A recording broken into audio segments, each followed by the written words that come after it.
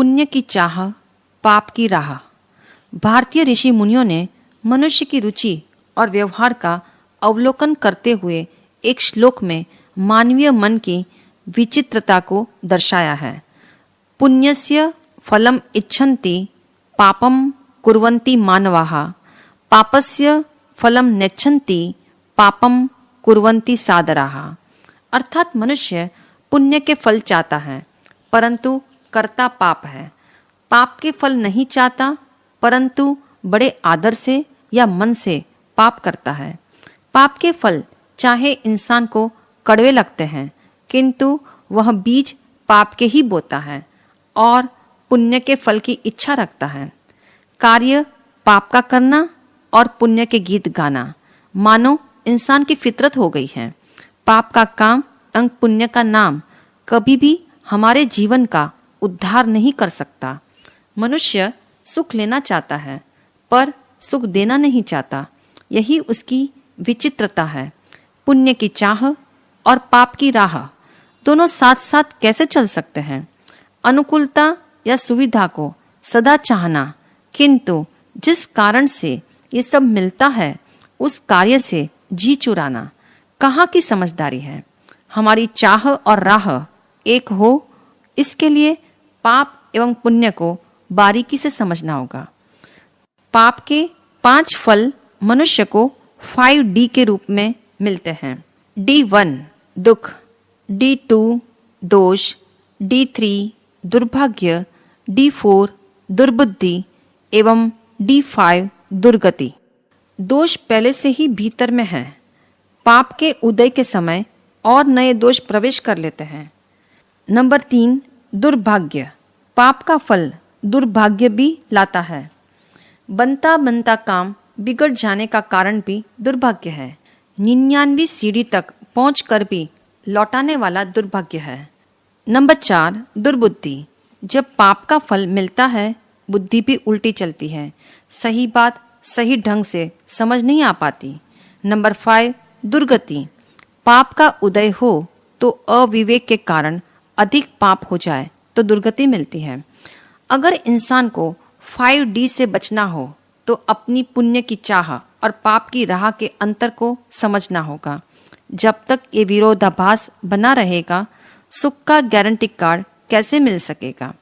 एक तरफ दुख से विराम चाहना और दूसरी तरफ पाप की दिशा में अग्रसर होना। ऐसा लगता है जैसे जीवन गाड़ी के ब्रेक और एक्सीलेटर को एक साथ दबा दिया हो। सोचो, ऐसे में अपना समय, शक्ति और पेट्रोल आदि बर्बाद करके भी कहाँ पहुंचोगे?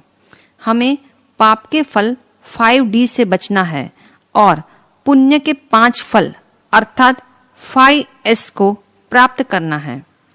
S1 सुख, S2 सद्गुण, S3 सौभाग्य, S4 सद्बुद्धि और S5 सद्गति। पहला सुख, पुण्य के फल से मन चाहा सुख मिलता है। दूसरा सद्गुण, पुण्य के प्रभाव से सद्गुण प्रकट होने में पूरा सहयोग मिलता है। तीसरा सौभाग्य, पुण्य के कारण हर कार्य में समय से पहले बिना श्रम के भी सफलता मिलती है। चौथा सुमति, पुण्य के प्रभाव से विवेक बुद्धि जागृत रहने में सहयोग मिलता है। पांचवा सद्गति, पुण्य के कारण भाव, विचार एवं कार्य अच्छे होते जाए तो सद्गति भी मिलती है। जहाँ तक पसंद का सवाल है, इंसान 5S को पसंद करता है किंतु जब बोने का नंबर आता है तब चुनाव में अंतर पड़ जाता है, तब वह 5D को बोता है। पाप करना आसान है, करते हुए मीठा भी लगता है पर उसका फल कड़वा होता है। जब भी किसी को पाप का फल भोगने का नंबर आए वह कहता है मैं साक्षात नरक भोग रहा हूँ। तात्पर्य यह है दुख में मनुष्य की रुचि नहीं परंतु पाप में रुचि भरपूर है। अगर सुख का गारंटी कार्ड चाहिए तो पापों पर विराम लगाना होगा। पापों से मुक्ति चाहते हो तो नए पाप से बचना प्रारंभ करो। पाप से बचने के लिए पाप के निमित्तों से दूर रहने का पुरुषार्थ जगाओ। दुनिया में चाहे पाप असंख्य है पाप के निमित्त अनंत है, किंतु पापस्थान तो 18 है।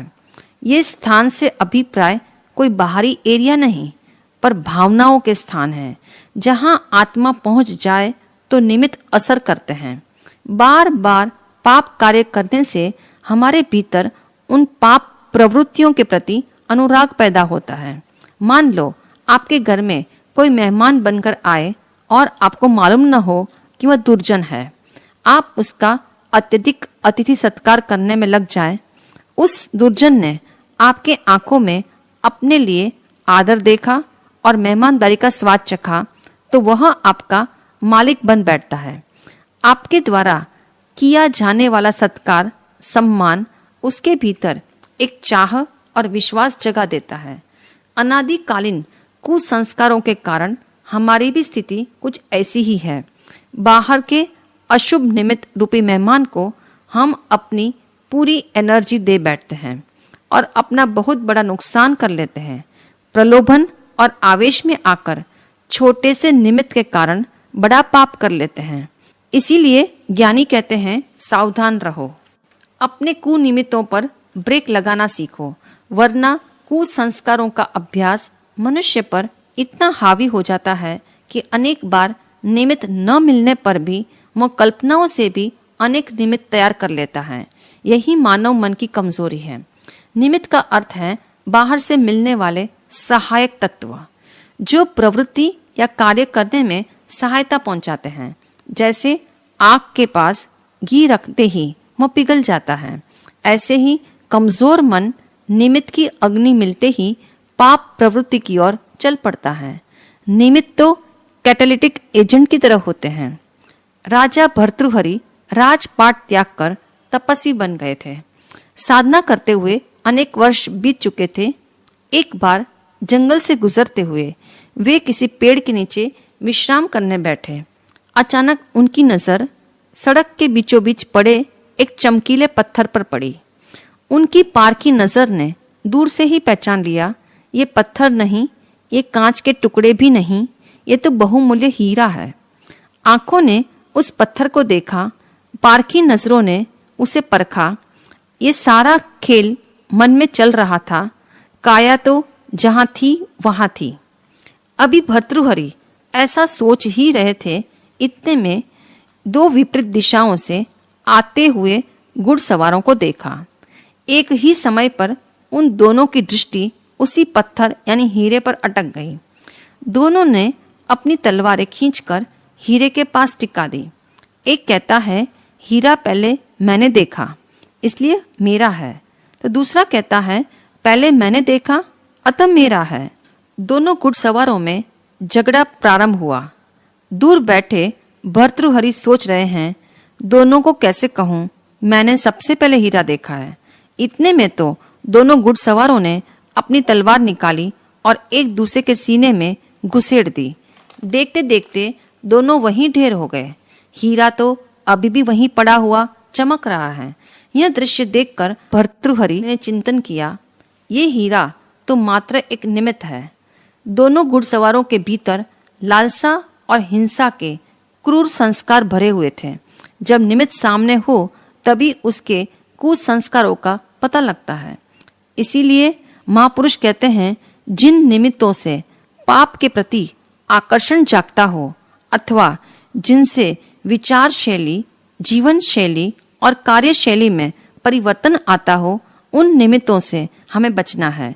क्योंकि अभी हम इतने पक्के नहीं हैं कि निमित्त मिले और हम प्रभावित ना हो या प्रवाहित ना हो और तटस्थ रह सके।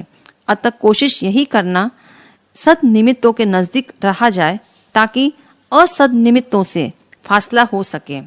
जिन पाप निमित्तों के मिलते ही हम पाप प्रवृत्ति के लिए लालायित हो जाते हैं, उन्हीं वृत्तियों पर रोक लगानी है। भीतर की वृत्तियां जब तक क्षीण नहीं होगी तब तक प्रवृत्तियों पर ब्रेक नहीं लग सकती।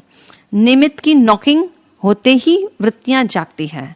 जैसे दरवाजा जरा सा खुला नहीं कि धूल आनी प्रारंभ हो जाती है।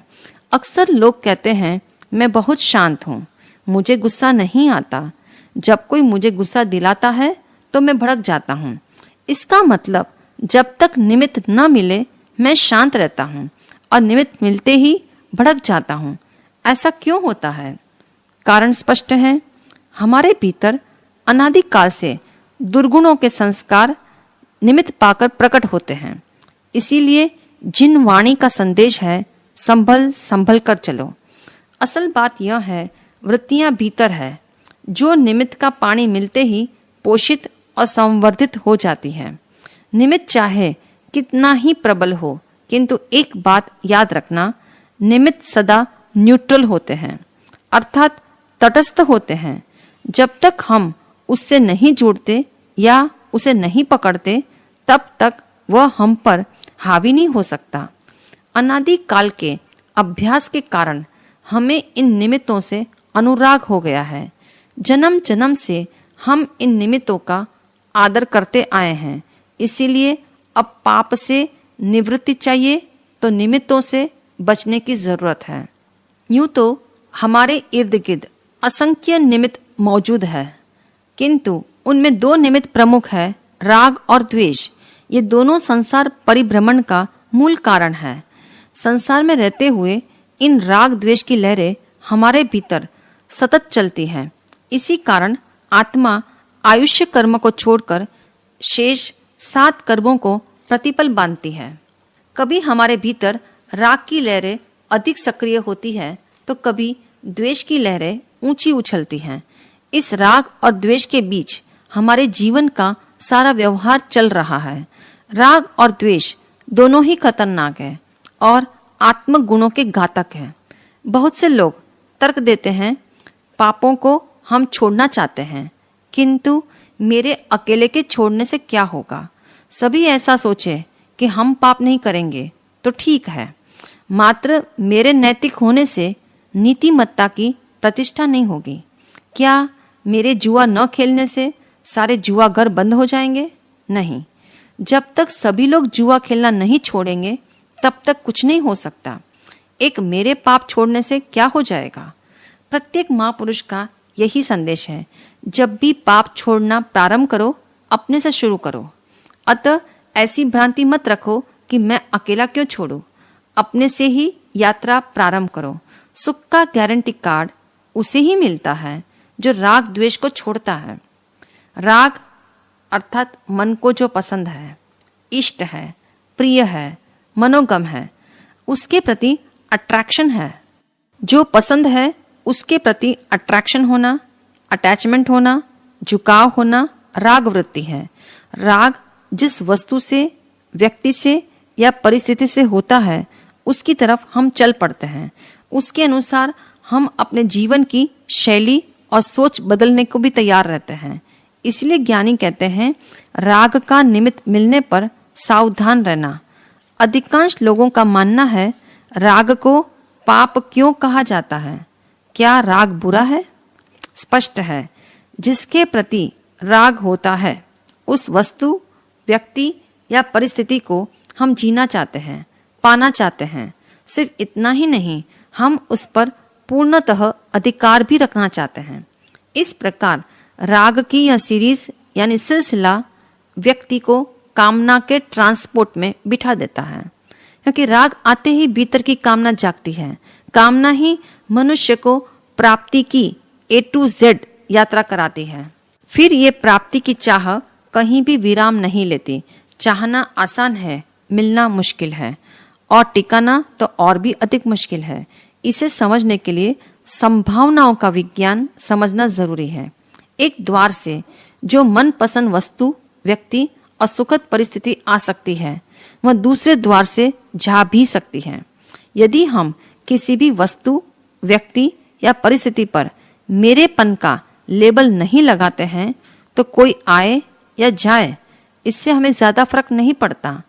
राग द्वेष के कारण हमने संबंधों पर मेरे तेरे के लेबल लगा दिए हैं। भगवान महावीर कहते हैं, जहां राग है वहां द्वेष भी है। वहीं से पाप का क्रम प्रारंभ हो जाता है। राग के कारण मन कहता है, जब तक मैं रहूं तब तक ये सब मेरा ही रहे, अर्थात वस्तु हो या व्यक्ति, वो मेरे ही अधिकार में रहे। जहां राग है वहाँ मैत्री का अभाव है, क्योंकि जिसके प्रति राग है उसके प्रति स्वामित्व की भावना जागती है। इसी मालकियत की पुष्टि के लिए राग ने 4 बॉडीगार्ड पाल रखे हैं। बॉडीगार्ड नंबर 1 क्रोध, बॉडीगार्ड नंबर 2 घमंड, बॉडीगार्ड नंबर 3 कपट और बॉडीगार्ड नंबर 4 लालच। सबसे पहले राग लालसा को पैदा करता है और यह लालच कपट को जन्म देता है।